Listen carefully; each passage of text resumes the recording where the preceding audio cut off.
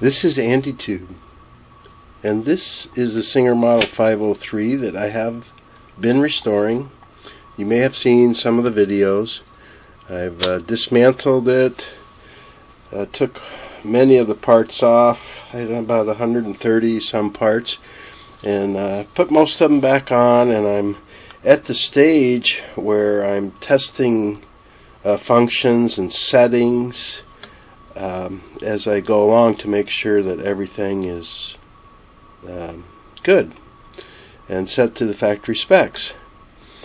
And one of the first tests that I do is the disc driving worm wheel timing. You may remember that's the disc driving worm wheel, and by timing, let me put the this is the zero cam, the zigzag. By timing,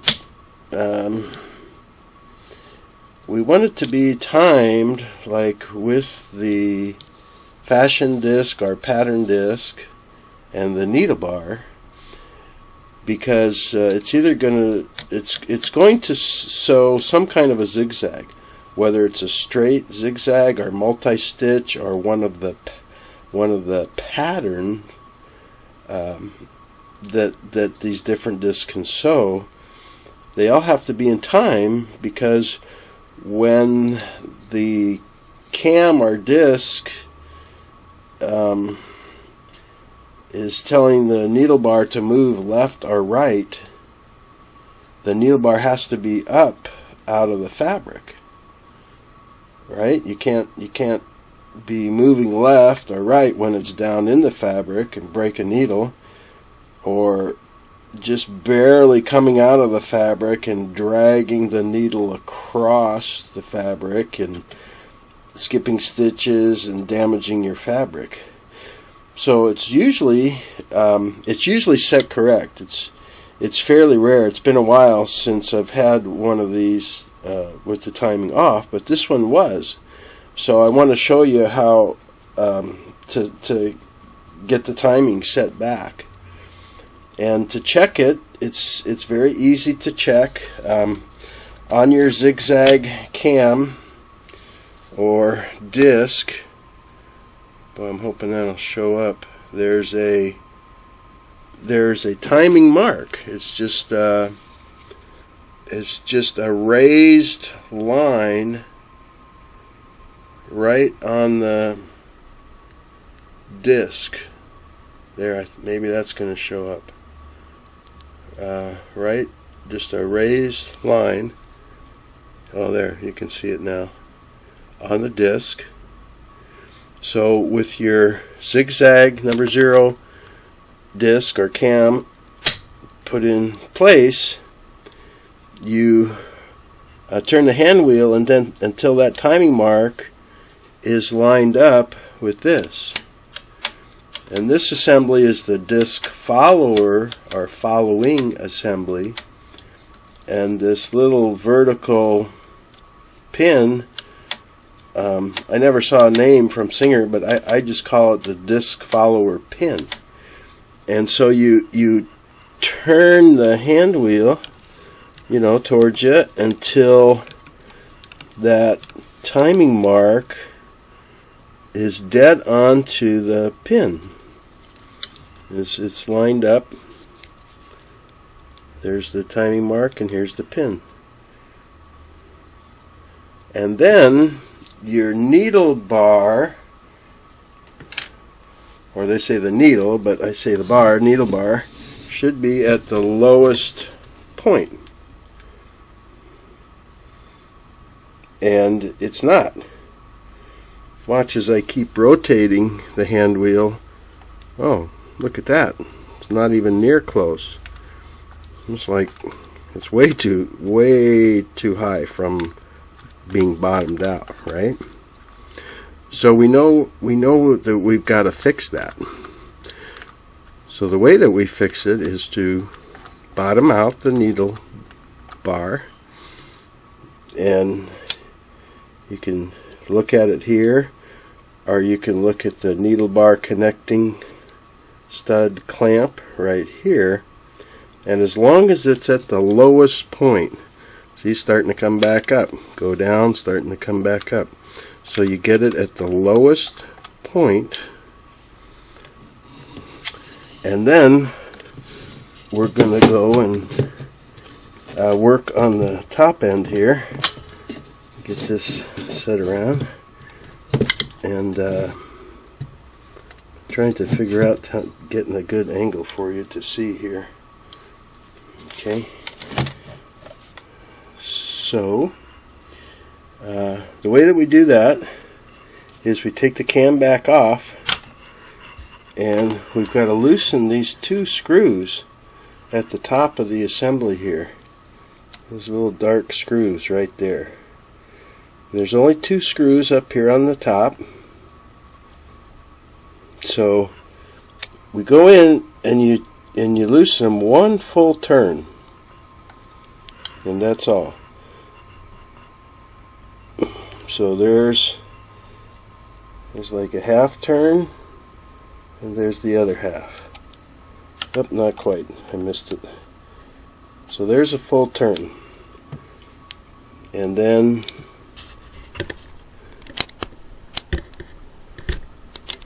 I'll come to the other one here, and it's in the shadow, and I'll loosen that a full turn. And usually when I see this out of timing, I can usually tell that parts up here have been adjusted or played with. And it kind of surprised me, excuse me, it kind of surprised me on this one, because everything up here looked pretty pristine as far as scratches on the screws, but you never know. Okay, so we've got that loose, and now we're going to put the cam stack back on here. I mean the fashion disc, or the cam, fashion disc, pattern disc, and I'm going to hold, well, you can't see that. Yeah, let's go back here. I'm going to just hold that needle to be sure that it doesn't want to move. Now, it shouldn't move at all when you do this, but it can. So just be very conscious of not letting that needle move. And then I'm going to turn this, because I got those screws out now, I can turn this independent of the needle bar and the rest of the machine. So I'm just going to turn it, and I'm going to line back up the way it should be that timing mark to the disc follower pin. You know what, I think I'm going to, at the end of the video, I will scan this. I'll get a better close-up picture so you can see. But I now have that timing mark. Oh, there. I have that timing mark lined up dead onto the disc follower pin. Okay. And I did not let my needle bar move, so I know my needle is in the lowest position, and I'm just going to pull this cam, pattern disc or cam, back off, just straight up, not letting it twist or turn. Okay, and now I'm going to tighten those two little screws back up. And the chip was full, so I started over here. I tightened the one. Now I'm going to go over on this left side, and I'm going to tighten that screw up. And of course, very firmly, we don't want to lose our timing in the future here. Okay, double check this one. Good, nice and tight. And now I'm going to put my cam back on there, my pattern disc or cam. And let's see how I did. So I'm going to line up my timing mark with the disc follower assembly pin right there. Looks good. Then I'm going to come back down. Yeah, it looks good. Let me just turn the hand wheel, make sure that my needle bar is bottomed out. It is. It's at the lowest spot. And get this back up here, and we'll double check that my timing mark on the pattern disc or fashion disc is still, still lined up with the cam, the follower pin, the disc follower pin. So there's my timing mark, and there's the pin. That's how you do it.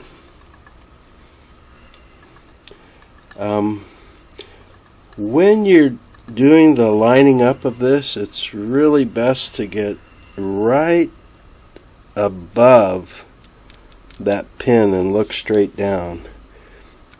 That's the best way to get true alignment.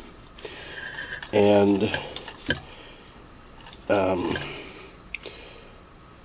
if you have to, so you get that lined up just as a review, and then your needle bar should be at the lowest position. And if it is not, then we'll go up here and pull this cam off, loosen these two screws, half turn to a full turn, then put the disc back on and rotate it until that timing mark is lined up. When you loosen these two screws under here, you should be able to turn the pattern disc or fashion disc without the needle moving. Okay, and when you get it lined up and you want to tighten those screws, do your best not to move the worm wheel underneath. Just do your best to pull it straight up, because it doesn't have to be off by much. And then you can tighten your two screws, right? Put the disc back on, perfect alignment. Go check that your needle bar is at the lowest point, and you have checked and or reset the timing on a Singer model 503A. And I didn't mention the 500A because I think the follower assembly is a little different. It's been a while since I've worked on one, and I'd have to look at the 403A if it does have this type of assembly, which I think it does, but I can't swear to it. But this may be appropriate for the 403A also. But for sure, you just witnessed it on a 503A. Looking pretty good up here, don't you think? Yeah, nice and clean. So I'll continue on now with checking and setting other clearances and settings and everything back to to the factory setting, but I'm happy with how it cleaned up so nice. So I hope you'll come back and see some more of my videos, and comments or questions. Always welcome. Thanks for tuning in. Take care.